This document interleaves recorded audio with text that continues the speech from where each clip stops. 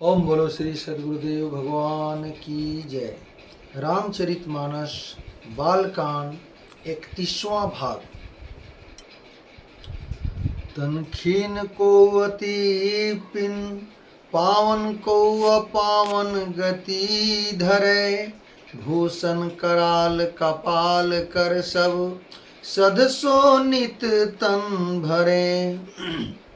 खरस्वान सुअर श्री काल मुख गण वेश अन अगणित को गने, बहु जीनस प्रेत पिशाच जोगी जमात बरनत नहीं बने।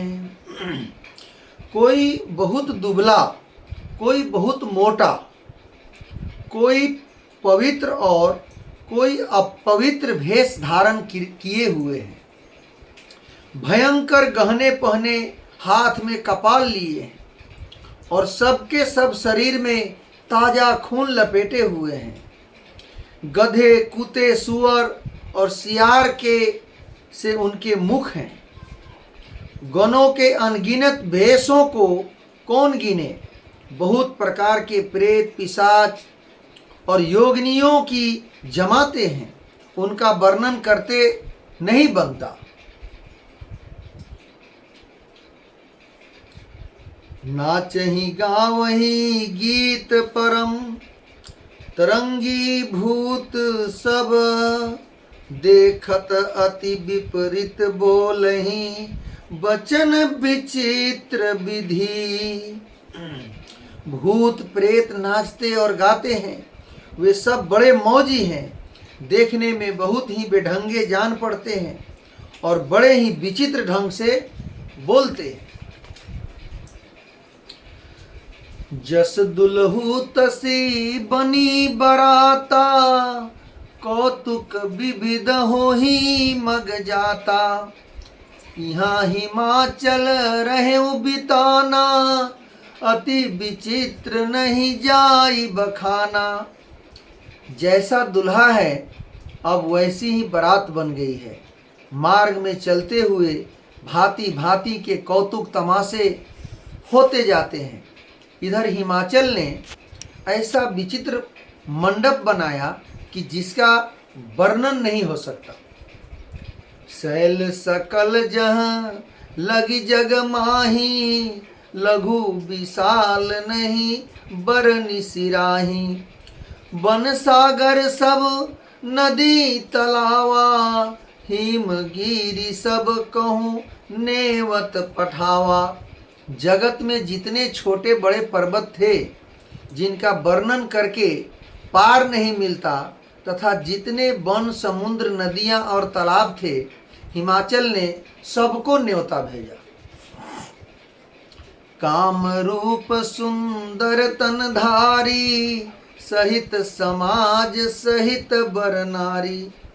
गए सकल तुहि नाचल गेहा, गाँव ही मंगल सहित स्नेहा। वे सब अपने इच्छा अनुसार रूप धारण करने वाले सुंदर शरीर धारण कर सुंदरी स्त्रियों और समाजों के साथ हिमाचल के घर गए। सभी स्नेह सहित मंगल गीत गाते हैं। प्रथम ही गिरि बहु गृह संवराए, जथा जोगु तह सब छाए। पुर शोभा अवलोकी सुहाई, लागई लघु बिरंची निपुनाई। हिमाचल ने पहले से ही बहुत से घर सजवा रखे थे। यथा योग्य उन स्थानों में सब लोग उतर गए। नगर की सुंदर शोभा देखकर वर्मा की रचना चातुरी भी तुच्छ लगती थी। लघु लाग विधि की निपुणता, अवलोकी पुरुषोभा सही। वन बाग कूप तड़ाग सरिता, सुभग सब सक को कही।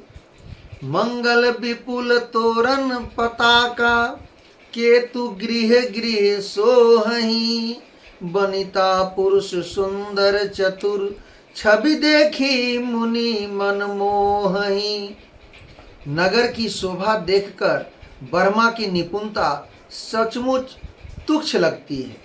वन, बाग, कुएं, तालाब, नदियाँ सभी सुंदर हैं, उनका वर्णन कौन कर सकता है। घर घर बहुत से मंगल सूचक तोरण और ध्वजा पताकाएं सुशोभित हो रही है। वहाँ के सुंदर और चतुर स्त्री पुरुषों की छवि देखकर मुनियों के भी मन मोहित हो जाते हैं। जगदम्बा जहाँ तरी सो पुरबरनी की जाई, रिद्धि सिद्धि संपत्ति सुख नित नूतन अधिकाई।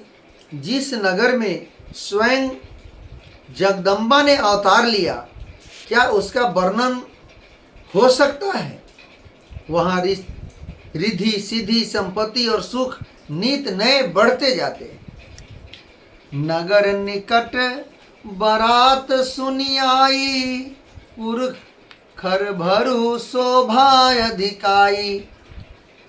करी बनाव सजी बाहन नाना, चले लेन सादर अगवाना।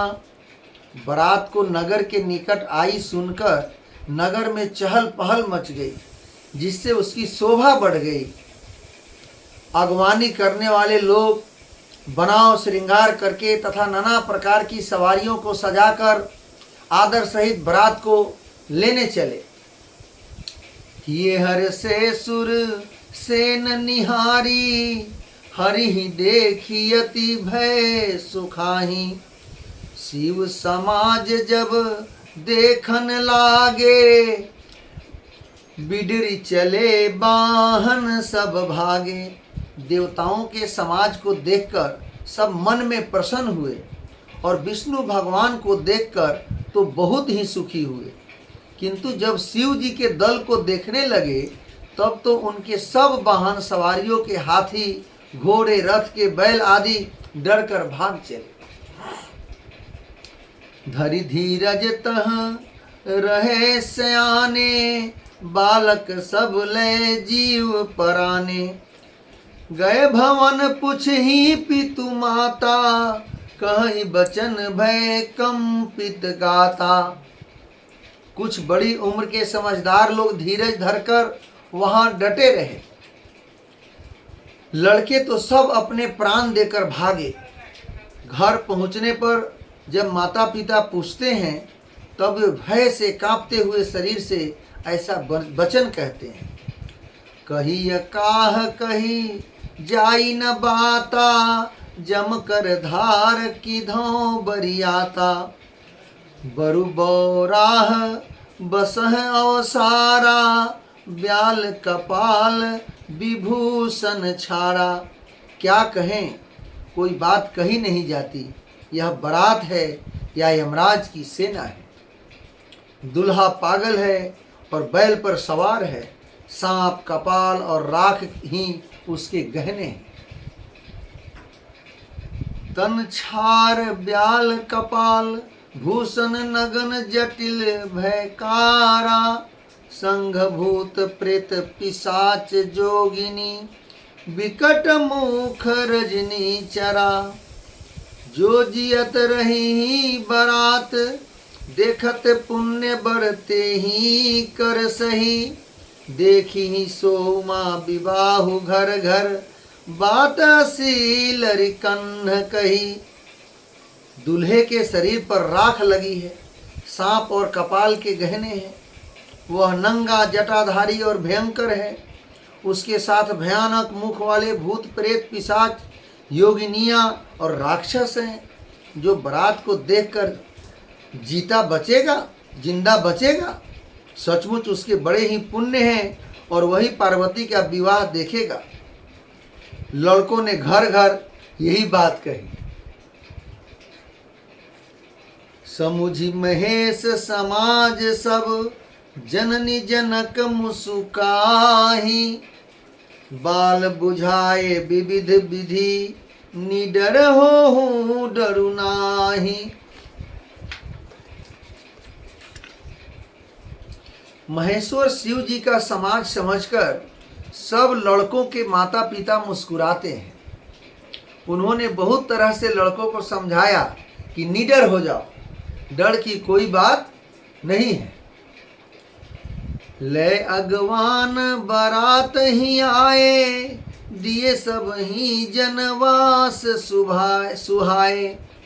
मैना शुभ आरती सवारी, संघ सुमंगल गावहि नारी। अगवान लोग बारात को लिवा लाए। उन्होंने सबको सुंदर जनवासे ठहरने के लिए दिए।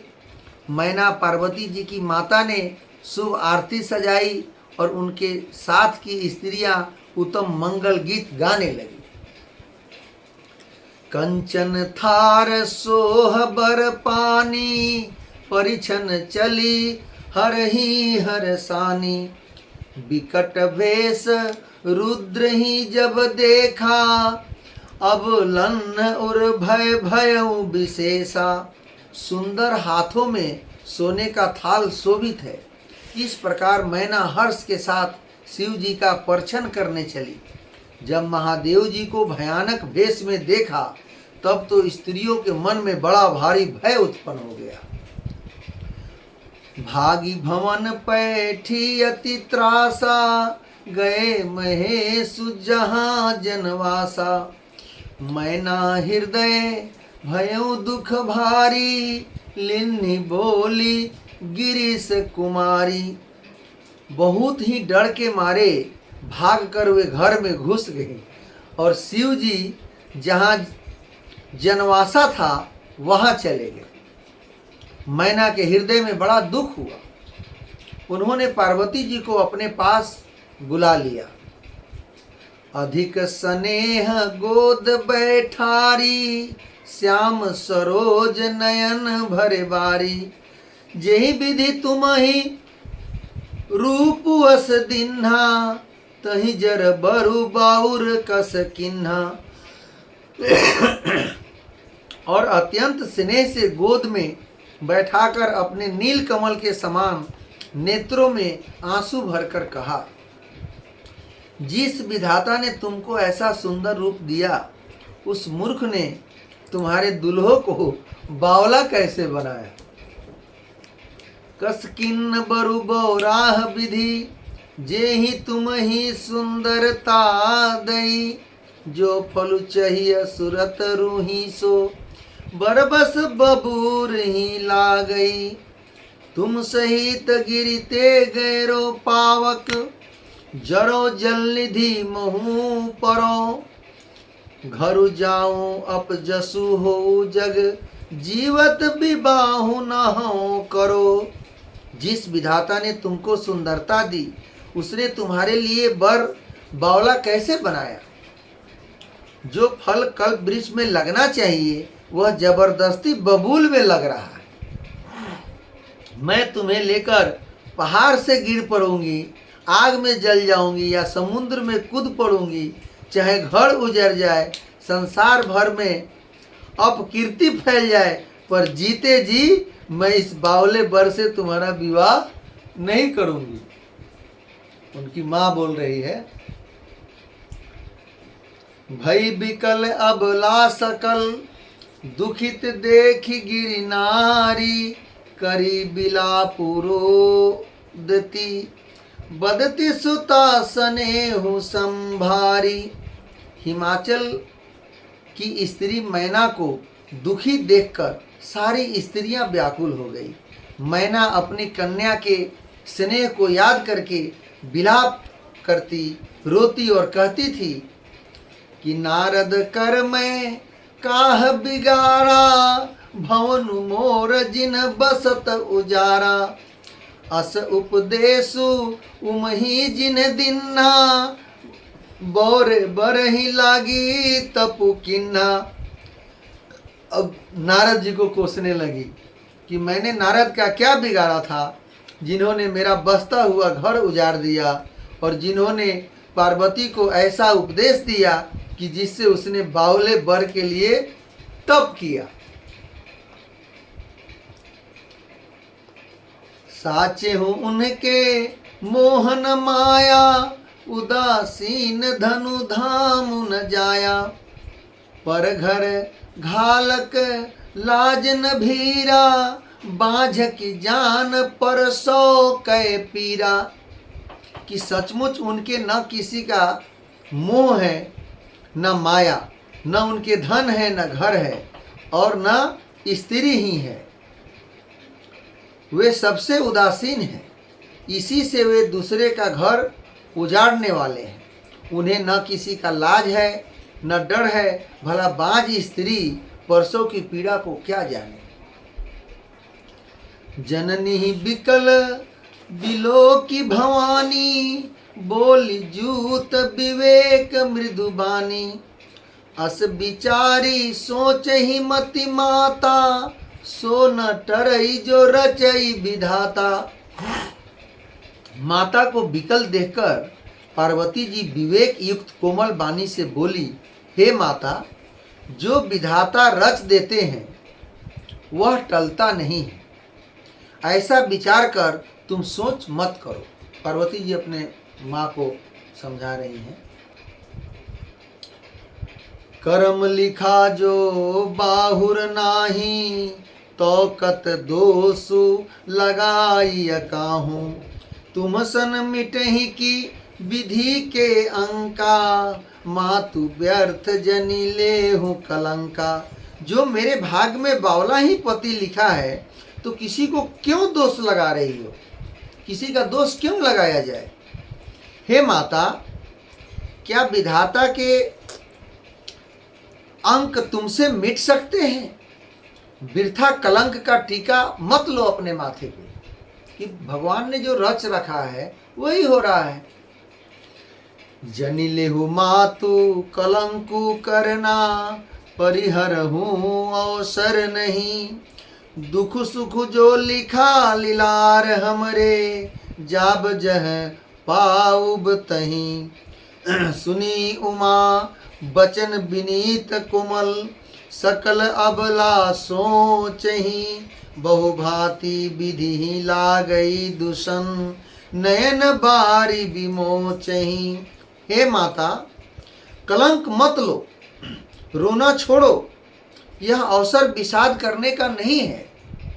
मेरे भाग में जो दुख सुख लिखा है उसे मैं जहाँ जाऊंगी वहीं पाऊंगी। पार्वती जी के ऐसे विनय भरे कोमल वचन सुनकर सारी स्त्रियां सोचने लगी और भांति भांति से विधाता को दोष देकर आंखों से आंसू बहाने लगी। उनकी सारी सखी सहेली सब रोने लगी भगवान को कोसने की, हे विधाता, ये क्या कर दिया आपने। तेहि अवसर नारद सहित और ऋषि सप्त समेत, समाचार सुनी तुनी नगिरी, गौने तुरत निकेत। इस समाचार को सुनते ही हिमाचल उसी समय नारद जी और सप्त ऋषियों के साथ लेकर अपने घर गए। तब नारद सब ही समुझावा, पूर्व कथा पर संग सुनावा। मैं ना सत्य सुनहु मम बानी, जगदम्बा तो सुता भवानी। तब नारद जी ने पूर्व जन्मों की कथा सुनाकर सबको समझाया और कहा कि हे मैना, तुम मेरी सच्ची बात सुनो। तुम्हारी यह लड़की साक्षात जगत जननी भवानी है। अजा अनादि शक्ति अविनाशिनी, सदा शंभु अर्धंग निवासिनी। जग संभव पालन लयकारिणी, निज इच्छा लीला बपुधारिणी। हे अजन्मा, अनादि और अविनाशी शक्ति है, सदा शिव जी के अर्धांग में रहती हैं। ये जगत की उत्पत्ति, पालन और संहार करने वाली हैं और अपनी इच्छा से ही लीला शरीर धारण करती है। जन्मी प्रथम दक्ष गृह जाई, नामु सती सुंदर तनु पाई। तहु सती शंकर ही विवाही, कथा प्रसिद्ध सकल जग माही। पहले ये दक्ष के घर जाकर जन्मी थी, तब इनका सती नाम था। बहुत सुंदर शरीर पाया था। वहां भी सती शंकर जी से ही ब्याही गई थी। यह कथा सारे जगत में प्रसिद्ध है। एक बार आवत शिव संघा, देखे रघुकुल कमल पतंगा। भयउ मोह शिव कहा न किन्हा, भ्रम बस भेषु सिए कर लिन्हा। एक बार इन्होंने शिव जी के साथ आते हुए राह में रघुकुल रूपी कमल के सूर्य श्री रामचंद्र जी को देखा। तब इन्हें मोह हो गया और इन्होंने शिव जी का कहना न मानकर भ्रमवश सीता जी का भेष धारण कर लिया। सिए भेषु सती जो किन्हते ही, अपराध शंकर परिहरी। हर बिरह जाई बहोरी पितु, के जग जोगानल जरी। अब जन्मी तुमरे भवन निज, पति लागी दारुण तपु किया। अस जानी संशय तजहु, गिरिजा सर्वदा शंकर प्रिया। सती जी ने जो सीता का भेष धारण किया, उसी अपराध के कारण शंकर जी ने उनको त्याग दिया था। फिर शिव जी के वियोग में ये अपने पिता के यज्ञ में जाकर वहीं योगाग्नि से भस्म हो गई थी। अब जन्म लेकर अपने पति के लिए कठिन तप किया है, फिर से वही पति पाने के लिए। ऐसा जानकर संदेह तुम छोड़ दो। पार्वती जी तो सदा ही शिव जी की ही प्रिय अर्धांगिनी है। ओम बोलो श्री सद्गुरुदेव भगवान की जय।